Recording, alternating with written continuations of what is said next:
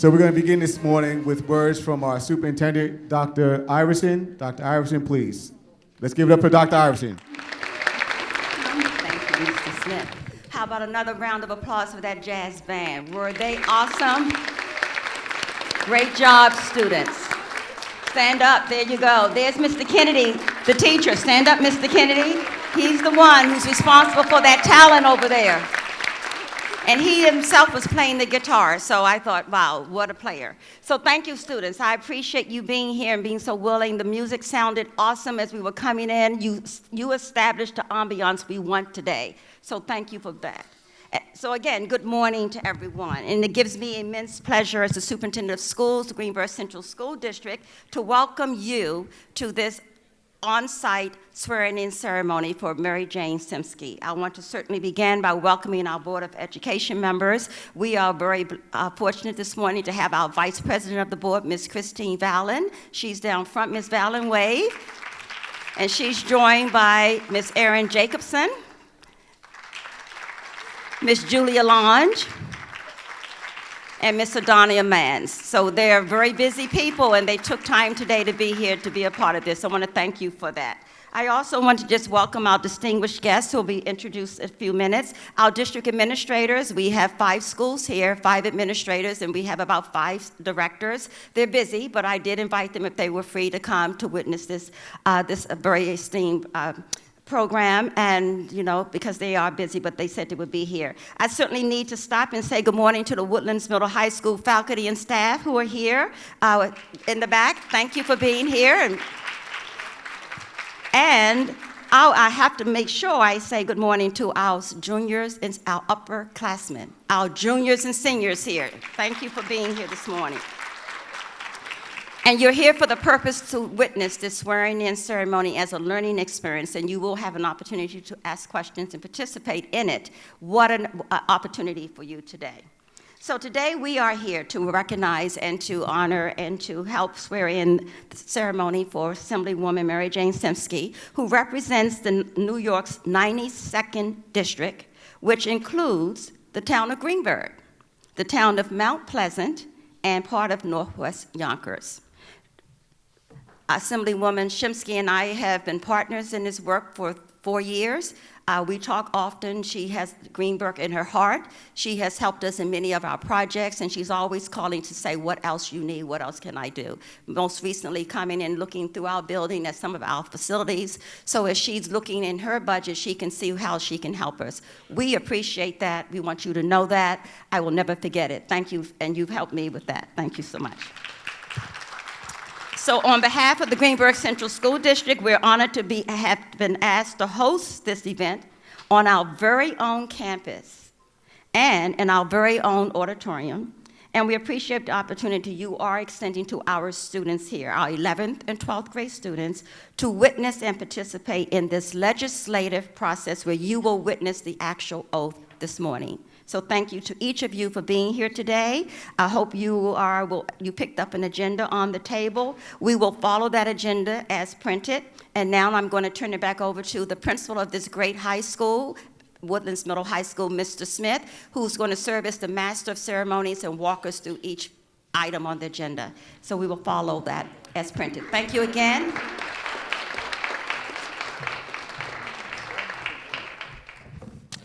Good morning again, everyone. To my students, you have the opportunity now to participate in something that is very rare that happens in New York State. So please take advantage. I know at the end, maybe Ms. Shimsky will allow for a little Q&A. I'm sure your teachers might give you extra credit if you ask a question. So be prepared to ask a question. So before we begin, we have to recognize some distinguished and honored guests here. We have a congressman in the building at Woodlands Middle High School. I'll ask Mr. George Lattimore to please stand to be recognized.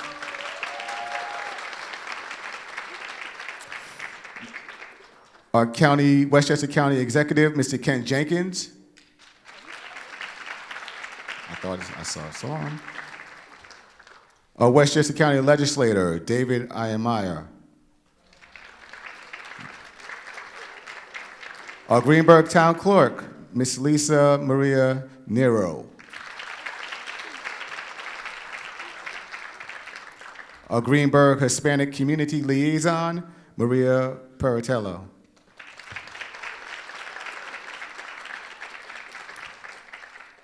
Terrytown Village Trustee, Kevin Herzog. And our Westchester Black Women's Democratic Caucus, Ms. Charlene Blackwood.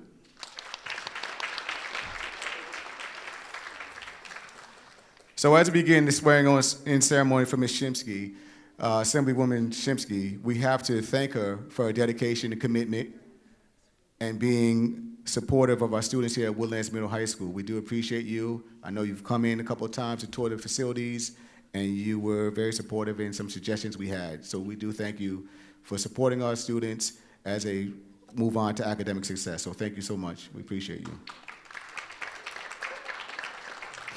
So now we're all here for the swearing-in ceremony for Miss Assemblymember MaryJane Shimsky. So we have some students here ready to swear you in, Ms. Shimsky. So please, Assemblymember, please come to the stage. Let's give a round of applause, please, for Miss Assemblywoman MaryJane Shimsky.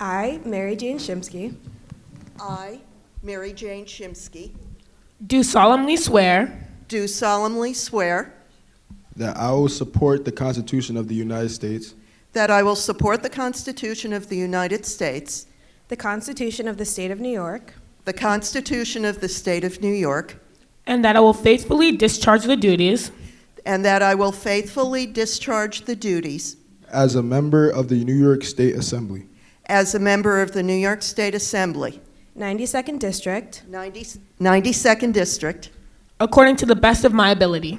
according to the best of my abilities. Thank you. Thank you.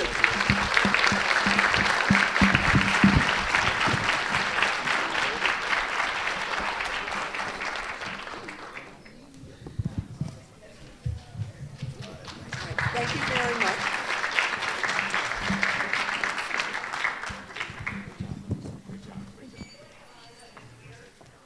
Yeah, sure.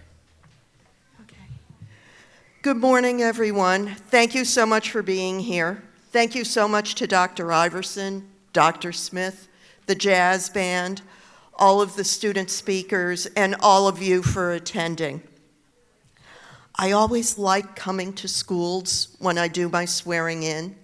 I was a county legislator for a number of years before I became a member of the state assembly.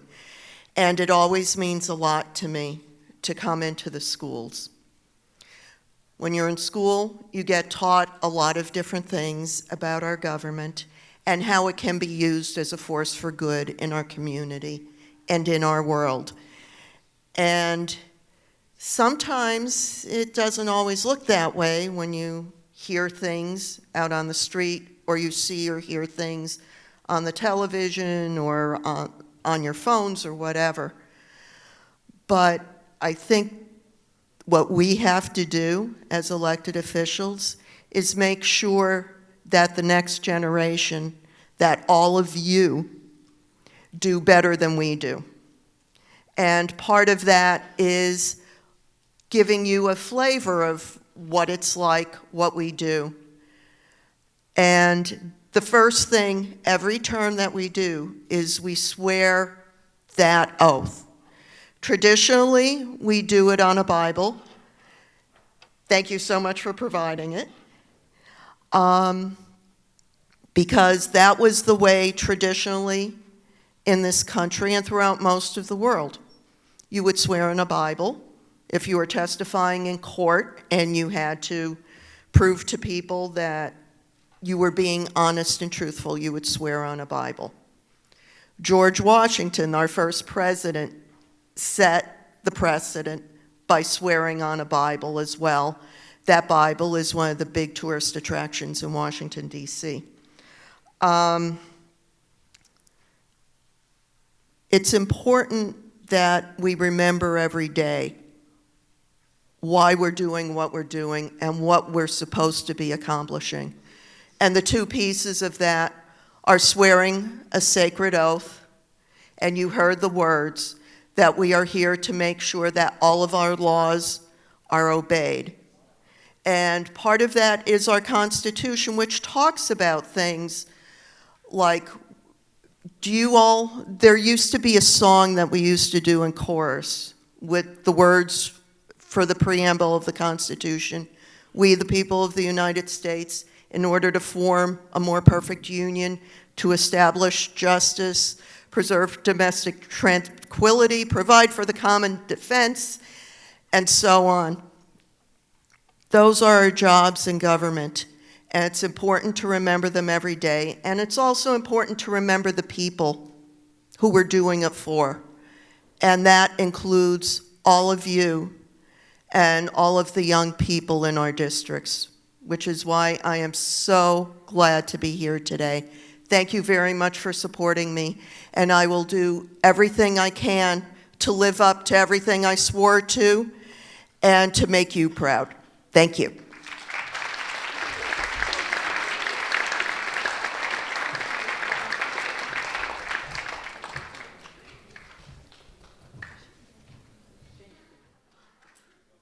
So Woodlands, we're super excited. Again, we have a congressman here, U.S. Congressman George Lattimore will take some time to speak with you.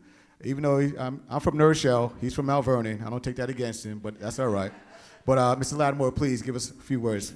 Thank you. Thank you very much. The swearing in that MaryJane just went through is something that happens almost routinely for all different level of positions. The school board trustees, the town officials, you saw the town clerk is here. It happens at the federal level and every other level. But it's a ceremony that has a purpose, and it is to show that there is a commitment being made by the person who's been elected. There was an election, and the more people voted for the winner of that election, but that there's still a commitment, that the election is not a blank check. I've been elected to different offices many times, and it isn't, George, you got elected, do whatever the heck you want to do. Just go crazy. You may be watching some of that going on right now in Washington. It is a promissory note. I owe you something. We who get elected owe you something with this opportunity. And that's what MaryJane just swore as an oath, as have my colleagues who serve in public office. But here's the thing. I understand that government can be boring. It's more fun to play sports. It's more fun to do arts and music than it necessarily is to sit and listen to somebody talk about history or government. Except for one thing. It's important. It affects your lives. In New York State, they make decisions as to how school districts operate and how you will go through your school experience being made by members of the New York State Legislature. I'm in Washington, and there's all kinds of issues being discussed right now that are going to affect you. As you live your life day to day, you're hanging with your friends, you're in the lunchroom, you're playing sports, you're not thinking about that stuff. But the people you elect have to be thinking about it, and you have to know what they're doing, because when the election comes around, you have to choose the people that you think have your interests at hand. So it's good that you're here today. It's good that you get a little slice of it up close and personal. As I said, many times these things aren't interesting, but they're damn important. Good luck. I turn the microphone back over to a New Rochelle Huguenot. So if you don't mind, I always ask my students to take advantage of every opportunity. So we do have some people in government here. So if you have any questions, I think we do have one question from Ms. Cruz.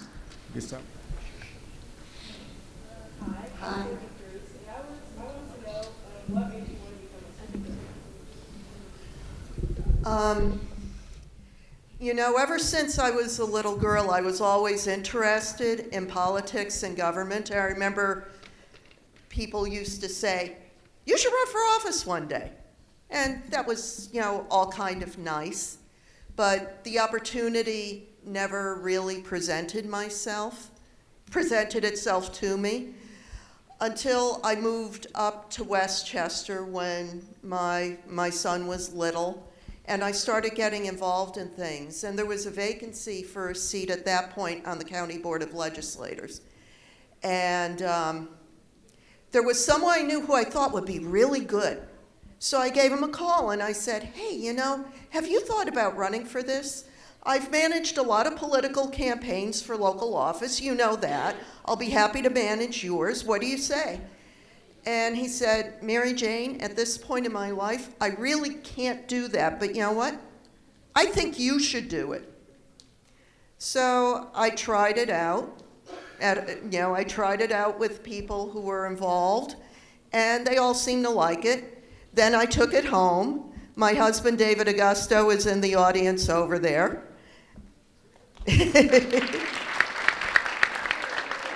Being married to a member of the state legislature is not easy. It's a very time-consuming job. You have things going on 7 days a week, day and night, and it's the people at home who also serve on your behalf.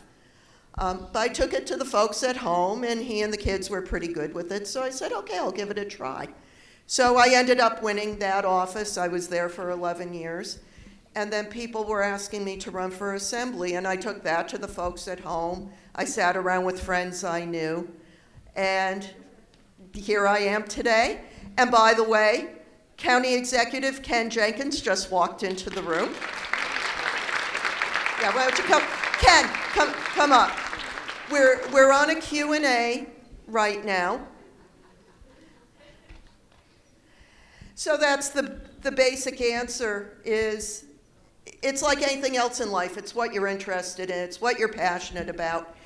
And it's about your ability to find people who will support you if you do it. And when all those come together, that's how it happens. Before we take another question, I'm going to give the microphone to Ken to say a few words to you. And in the meantime, while you're listening to Ken, the rest of you can think of some questions for that extra credit Mr. Smith was talking about. Well, first, good morning, everyone. Good morning. You know, something is really great to be here for the ceremonial swearing in for MaryJane Shimsky, and it's always great to see my predecessor and our Congressman George Latimer be anywhere. But the truth is, for the work that you're doing for the extra credit questions that Mr. Smith was just talking about, to make sure that participating and being engaged and involved is really important during all of the time. So certainly during this Black History Month, because Black history is American history, and we always know that, and being one of the people to be able to say, hey, you're the first at anything is important. But, yep, thank you, Lisa Marie. But to be here for the ceremonial swearing in, again, to be able to participate in this process is so really, really important. So again, thanks a lot, MJ, for allowing me to say a few words, but more importantly, we want to continue to hear from all of you. Congratulations to my good friend, MaryJane Shimsky, on her re-election, because she worked so very, very hard for everybody around the Assembly District, but also for the state. And again, I will say that to MaryJane, since us serving together in the County Board of Legislators, there's no one that actually reads Asphalt magazine, but she actually does. Okay. Thank you so much, Ken. So now, what questions do we have? Let's see a couple hands. Okay, back here, yes, you in the pink.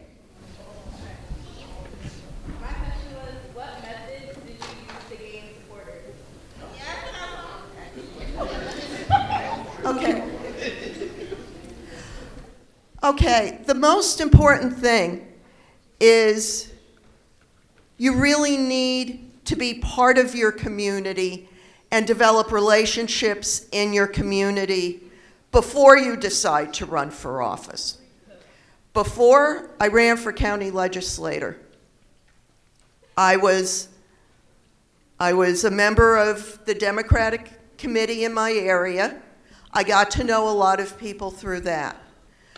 I was not really super involved in the PTA in my children's schools, but I used to chaperone school trips. I used to get to know the other parents. I belonged to civic associations. I belonged to a church in my community. I got to know people there as well. You need, before you even say the word, you need a big circle of people who you feel you can rely on to at least give you an honest answer when you say, do you think I should run for office? Then after that, you have to reach out to more people. That inner circle, those friends, those people who have worked with you on all kinds of projects and things, they will also help. You've got to go knock on doors. There have been political scientists who have studied this, and the most effective way of getting someone's support is to knock on their door and ask for their support, ask them if they have any questions, any concerns in their community that you should know about. Also, you have all other kinds of communications. That's how I got started with my friend Gabby Boardwin, who is on my staff. And she's here with two of my other staff members, Pascal Jean-Giles, who is my chief of staff, does a lot of hard work in Albany and back in the office, and my community director, who does most of our constituent service, Elisa Jacobs. But it's all about developing for many years before you even mouth the words, I want to run for. Okay? Hi, good morning. I have a question for Congressman George Latimer. Sure. What are the challenges that come with being a congressman under Trump? How long is this assembly scheduled for? Sit back and relax. Well, speaking with the experience of 6 weeks as a congressman, President Trump, and I recognize I am in a nonpartisan setting, President Trump is pushing the constitutional limits of the United States government in a way that no president has ever done in American history. I will let a history teacher correct me if they think I'm wrong. His executive orders have pushed ideas that in some ways are straight unconstitutional, such as eliminating birthright citizenship, which was granted in the 14th Amendment in law. I think it's pretty obvious to me, but he tries to undo it in his executive order. He has executive orders that eliminate all efforts toward diversity, equity, and inclusion, and so much so that he's put on furlough, meaning you get paid, but you go home and don't work, people from the Department of Education that was working on DEI initiatives, and he's threatened school districts that have DEI initiatives from not getting federal funding. He has stopped any advancement of renewable energies, wind energy particularly. His executive orders have covered a host of different areas of public policy where for many years both Democrats and Republicans, while having a debate over what we should do, never believed that the president had the unilateral power to do whatever they want. When you read in your history classes that George Washington was offered a kingship and did not do that, he stepped away from power because he was that popular in his day. Every American president since then has been bounded by what you hear about. There's 3 branches of government, the legislative, the judicial, and the executive, and by precedent, what other people have done in the past. There have been some pushing against the boundaries, and when you had the crisis of the Civil War, you saw some exceptional things that Abraham Lincoln had to do. But the answer to your question is I am watching and reacting to, in 6 weeks, the greatest effort to change the structure of government. Elon Musk, who was elected by nobody, has been given the authority to tear departments apart. We are in court, the royal we, meaning there are advocacy groups that have standing in court, that are in court, and many of these initiatives have been stopped for the moment while the court cases is proceeding. The concern would be that you might win a court case at the trial level, you might win it on appeal, but it ultimately goes to the Supreme Court. And this president has, over the past, appointed the functional philosophical majority of that Supreme Court. And they're very likely to rule on his side in a number of different things. So the challenge is doing what's practical, meaning having a voice, speaking up, trying to attract attention to issues, using the ability to vote no on issues to try to generate public opposition so that today something gets resolved a certain way, when people start to understand what's involved in that issue, and it can be revisited in the future, that some of those yes votes turn out to become no votes because people are upset and outraged over it. But one of the problems you have in the society, it's a very different society now, even than the one I grew up in. We all have the phone in our pocket, and we spend much more time on the phone than we do in the real world. And we can be entertained on the phone. We can watch sports on the phone. We can listen to music. We can chat with our friends. And meanwhile, big things are happening out there. So getting the attention of the American people on these issues is the biggest challenge right now in 6 weeks.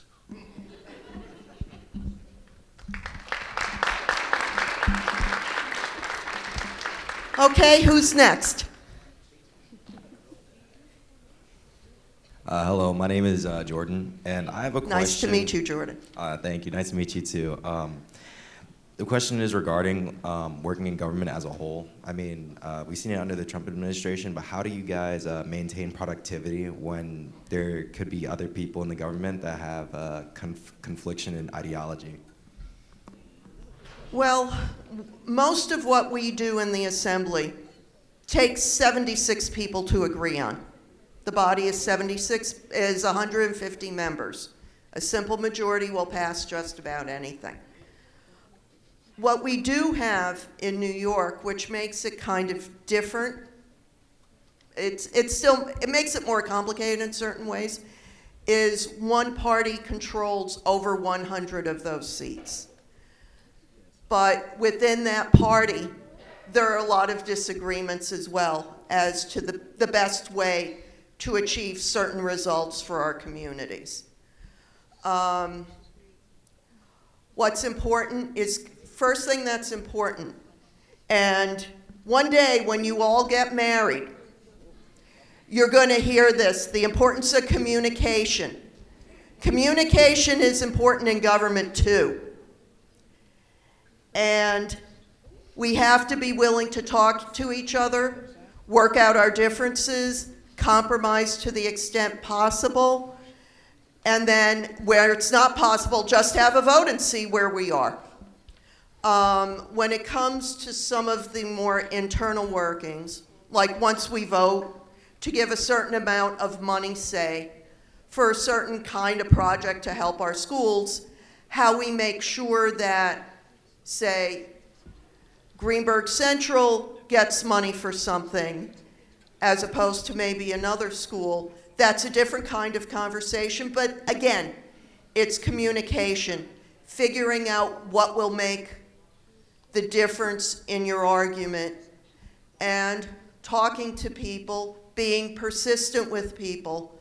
Won't solve every problem in the world, but it will get you some results. George's experience may differ at this point.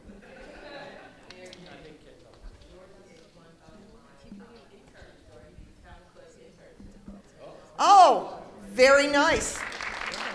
So actually, I'm going to ask Jordan a question then. Would you, in about 30 to 45 seconds, explain to your classmates a couple things that you learned by working in the clerk's office about being effective in government? Two things that I learned is collaboration is very important amongst all the different branches. You know, I worked in the attorney's office, so I was able to file documents. You know, there's a lot of redacted stuff. So, I mean, it's very interesting how information spreads, and it's very cool to see how government works on the local level, and you kind of got a taste on how to see it on how it would kind of work on the higher level, like state, whether that's federal, judicial, or legislative. So, yeah. Good job, Jordan. Sounds like you're learning a lot in a short period of time. Any more questions? Okay. How should we as young people understand how the events in D.C. are affecting us in New York? Okay. There are a lot of news sources on your phone between the internet and apps. The question is, which ones do you trust? Which ones do you not trust? When I was growing up, I grew up in Pennsylvania. We had 4 channels on the television. We had no personal computers. I'm sure you've heard this from your grandparents already. I won't continue boring you. But there's an awful lot out there now, and it's now a matter of figuring out what information is good and what information is bad. And one of the things that a good high school like Woodlands tries to do for you is teach you how to formulate questions and ask questions of the material you're reading. Critical thinking skills to decide who knows what they're talking about and who does not. And when you ask questions about where they get their numbers from, when you ask yourself questions about, is this legal? Is this not legal? And then measure it against your beliefs and your own opinions and your own lived experience. Is what they are going to do something that I want to see in my own life? What would my life be like if suddenly this kind of law were passed or this kind of program was taken away? What would it mean to me? And a lot of times we tend to think that government is irrelevant. And some of it, you may not see the relevance of, where you're living, what stage of life you're at. But there are going to be things you're going to ask them and you're going to say, oh no, I don't want that to happen. Or, oh yeah, we really do need that to happen. That would help my family out. That would help my school out. So when you find material, ask questions of it. And if you like the answers that you see in it, then that's how you learn about what's going on. Yeah. Since you asked about DC, let me give you 2 examples that you can deal with. And what it comes down to is you take an area that you're interested in and you look for what's happening in that area so you see whether it's to your liking or not. I mentioned before that this administration is eliminating DEI programs across the country aggressively. If you're a woman, if you're a person of color, that should matter to you. 80 years ago, that's even before I was born, every elected official looked like the way I look, white and male. Now look, your county executive is an African-American man of talent and skill. You've sent a woman to the New York State Assembly. That didn't happen because the power structure wanted to give up its power. It happened because people wanted more choice and diversity and equity and inclusion in the elected process. And now you, if you're black or you're Latina or you're female, you can look and say, I too could be in office. I don't have to be a white man. All right? That's why DEI is important. So look at what actions are being taken. And if the actions are not good, because it's your life in the long run, it's not just about being in public office, it's about all kinds of jobs and education and opportunities, then you determine if you can push back as an individual with what you say and what you do as a person of advocacy. I'll give you a second issue, the environment. I don't think it's debatable that we face a climate crisis with the rise of greenhouse gases, destroying the ozone level, and what will happen on this planet over the course of some reasonable amount of time. I don't know that I'm young enough to be around when the really bad stuff happens, but I'm seeing stuff already. Worse storms, more of them, strange weather conditions that I never saw when I was younger.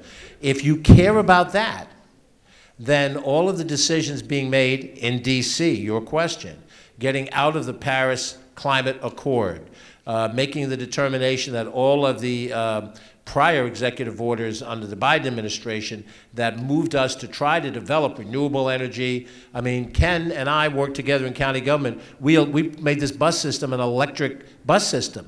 So it didn't have operating on fossil fuel and diesel gas, diesel exhaust when you're sitting on a corner waiting for a bus on Central Avenue. Those types of decisions make for a better environment. But if we're going to go back the other way, you tell me if you're 16 years old what kind of a world you're going to be in when you're 66 years old, and we went back to drill, baby, drill. 2 examples of issues that matter to you in the long run, and if you focus attention on it and you see what is happening that you like or don't like, you speak up about it.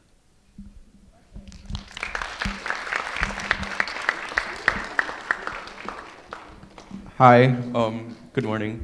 So this is for Mr. Ken Jenkins.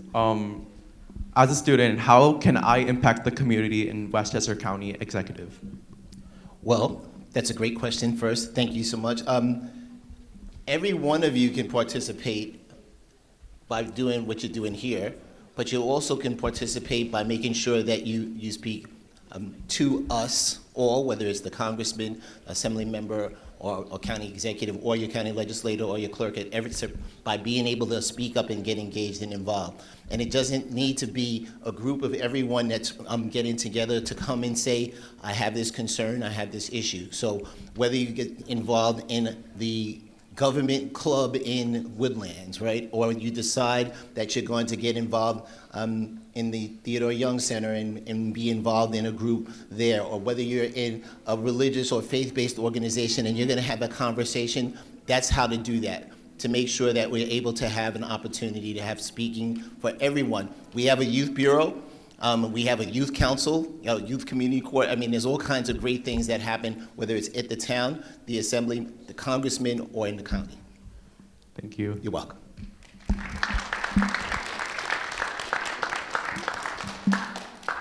Okay, this question's for Mr. Latimer here.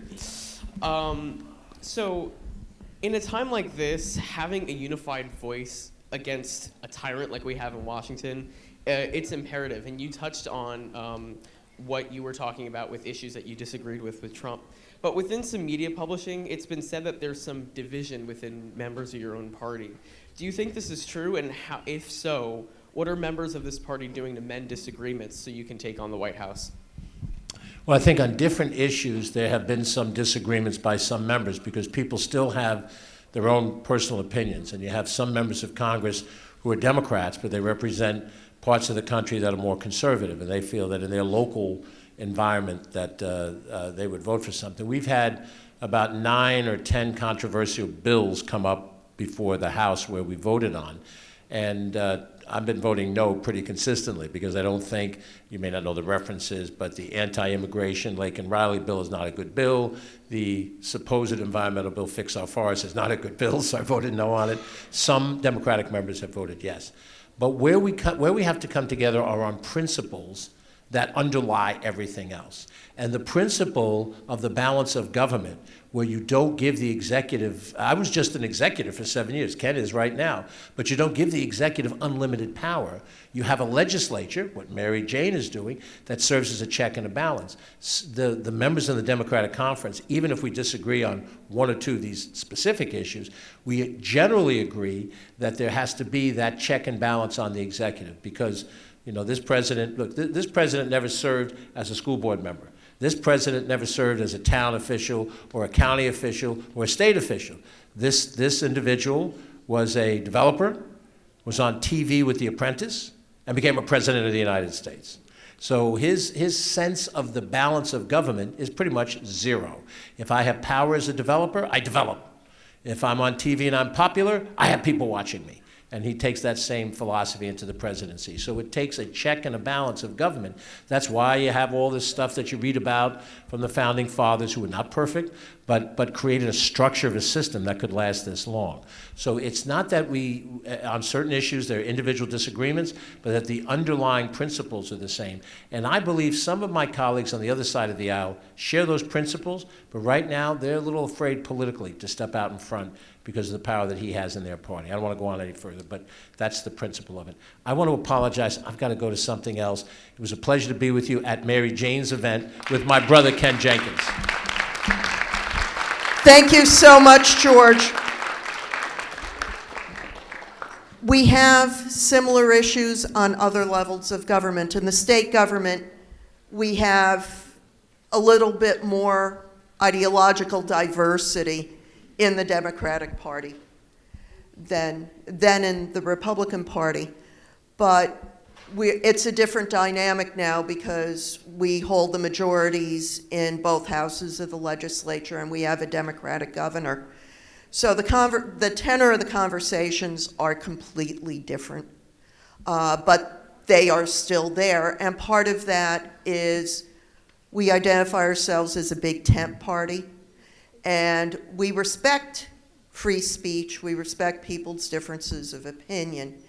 And that means you are going to have more conflict and it's going to be more public. And I know sometimes when times are tough, people like the concept of unity. But there is a philosopher in the 1800s named John Stuart Mill, and he got it exactly right. It's through differences of opinion and people coming together and communicating and talking about those differences of opinion that you come up with the best answers, which is why our system of government is best. And when you see that kind of discussion going on, sometimes it can go a little too far, but on principle at least, it's a very healthy thing. Let me just add one thing really quickly, that because we're in an educational environment, that there's the Maslow, right? So you think about that, the harder things get, you'll want to be together because you're down at that level right now. We can't, if you look at the amount of executive orders and challenges, because it went to the question that the young lady asked earlier, which is what about all the things that are happening in DC, how you reacting to that. The more things are happening to so many people, we're getting to the place where the unity is because we all need that level of safety and security. That we're all so concerned about everything that's happening that, you know what, I'm gonna put my differences aside on a political or philosophical basis because we're not blessed to be in the state of New York where the Democratic governor, every state level official, statewide official is a Democrat, the state legislature is controlled in the assembly by Democrats, the state senate is controlled by Democrats. Now you can talk about some things that we can disagree on because at the end of the day, we still believe that we have safety and security. A lot of people don't feel that way right now, and that's why you'll see in the Congress that all of the congressional people, even if they've had differences in the past, they're on the same page right now to say that we believe in the rule of law and we believe in this process that when we make decisions in the legislative branch that they need to get executed by the executive branch. That's the point of government. And if not, then the judicial branch comes in and does what they have to do. Do we have time for two last questions? Because my students, what they'll do, they'll ask about 25 more questions just to remain here all day, so they don't have to go to class. So we're gonna cut it with two more questions if we have time. Do we have time for two more? Absolutely. Wonderful. Okay. I see a hand over here. We have someone waiting over here. What did you do to get to the position where you're at now, and are there any internships or job opportunities that you'd recommend to get to the position that you're in? Okay. Basically, I worked my way up the ranks through village and town government as a volunteer before I ran for an elected office. And that's often the way it works here in the suburbs, because that's the way we're structured. I did not work in government in a paid position or an internship before then, but a lot of young people start out that way. And there are internships available everywhere, on all levels of government. Within that government, state agencies may take on interns. The assembly may take on interns. Assembly members like me may take on summer volunteers in the office to do certain projects and to go to certain events and so on. What is important is start reaching out. Generally, this is a good time of year to start doing it. Start? All right. If you want to learn more about town government, call the town clerk's office. Go to the Town of Greenburgh website. You will find her phone number. She's great. She'll find something for you to do. But also, I would just add in as well that you also have the opportunity here in your school to be involved again in any of the government type entities like student government, right? You also have, again, a bunch of organizations that you could get engaged and involved in, and the internship programs that the clerk is telling you about, Assemblymember Shimsky is talking about, and the things in the county. We have internships as well. Not all of them are paid, right? And we get this because, you know, young folks in the summertime may want to have jobs so that they can buy stuff, right? So you have to make a decision if you're able to do that, to say, hey, I'm going to go into this area that is important to me. And we try to share with people all the time, you know, from the organizations that I've been engaged in, like the NAACP and that kind of thing, that says, you know, be selfish, work on the things you want to work on. And sometimes you don't get paid to do that. But sometimes that experience is much more valuable than, you know, the money that you might get from that. But we understand that everyone can't do that. So again, whatever organizations those might be, whether it's inside of government, whether it's in your school system, whether it's your organizations here, you could even make things up, right? That, you know, people like, you know, it's the Kendrick Lamar Club or something like that, right? Ouch, right? Yeah. But that kind of thing, so, MJ. Yeah. Well, the other thing to remember, too, is it doesn't have to be all one thing and all another. If you have to work and make some money over the summer, you might be able to get a part-time position where you can intern in an office for like maybe 2 days a week for 6 weeks out of the summer, and then you can make your money the rest of the time. So there are always different kind of ways to work it. And if you have any questions, go talk to one of your counselors or call up one of our offices, and we'll talk to you about what has worked with our interns in the past, and we could help you put a program together. All right, we're down to the last question, I understand. Did we already have someone selected for this who raised their hand last time? Okay. Lots of responsibility with the last question, you know. Okay. What was education like to get to where you both are today? Okay. I think it's, as a general proposition, and I think this is important for high school students to hear, I think with a few exceptional people, I think it's really important to go to college, to do the kind of work that I'm doing, or County Executive Jenkins or Congressman Latimer are doing, because of the huge amount of written reports, the way they're written, all the data you have to process. Getting that kind of training is very important. There are lots of types of jobs and careers that can really give you an in and really make you effective in government work. We deal with healthcare all the time. You want to be a doctor, you want to be a nurse, you want to be a physical therapist, you want to be a pharmacist. All of those folks have things to add to a debate on healthcare.